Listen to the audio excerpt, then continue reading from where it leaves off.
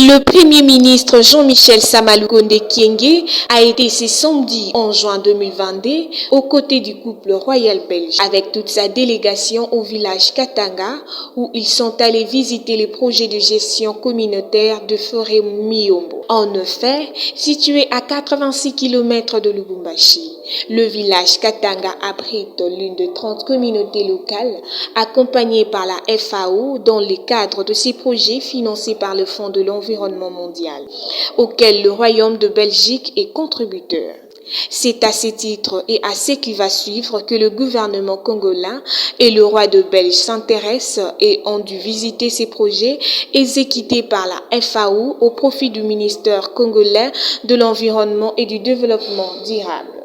Il s'y est de noter que depuis la nuit des temps, l'homme a toujours vécu en parfaite symbiose avec son environnement. Les ressources naturelles ont de tous les temps constitué de réservoirs pour ses moyens d'existence. L'utilisation non durable de terre et la pression démographique croissante modifient profondément cet équilibre à cause d'une compétition accrue pour l'accès et à ces ressources avec de diverses conséquences sur leur gestion durable et la sécurité alimentaire. Ces projets est d'autant important qu'il a été conçu dans un contexte où les écosystèmes Miyombo du Haut-Katanga n'ont pas échappé à cette réalité néfaste qui menace tant les générations présentes que futures.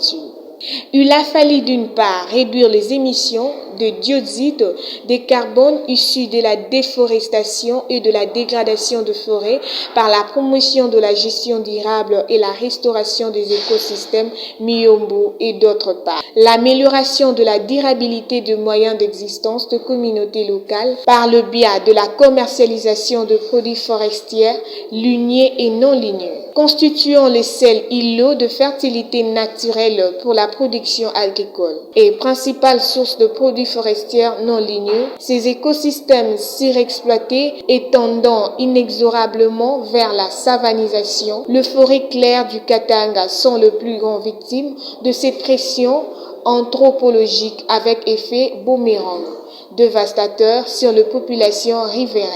4 facteurs ont été relevés par la FAO à la base de la déforestation. Il s'agit de l'agriculture itinérante sur brûlures, de l'exploitation minière, de l'exploitation du bois pour la production du charbon, de bois et du bois de chauffe, et de l'usage du feu de brousse tardif pour la chasse de rongères. Il a fallu apporter des solutions à ces menaces avec 3 options stratégiques et opérationnelles levées dans le cadre de la mise en œuvre de ces projets. C'est notamment le développement des systèmes durables de gestion de forêt avec comme point d'ancrage le processus de foresterie communautaire en cours, les propositions de révision des textes de loi en faveur de la gestion communautaire de forêt,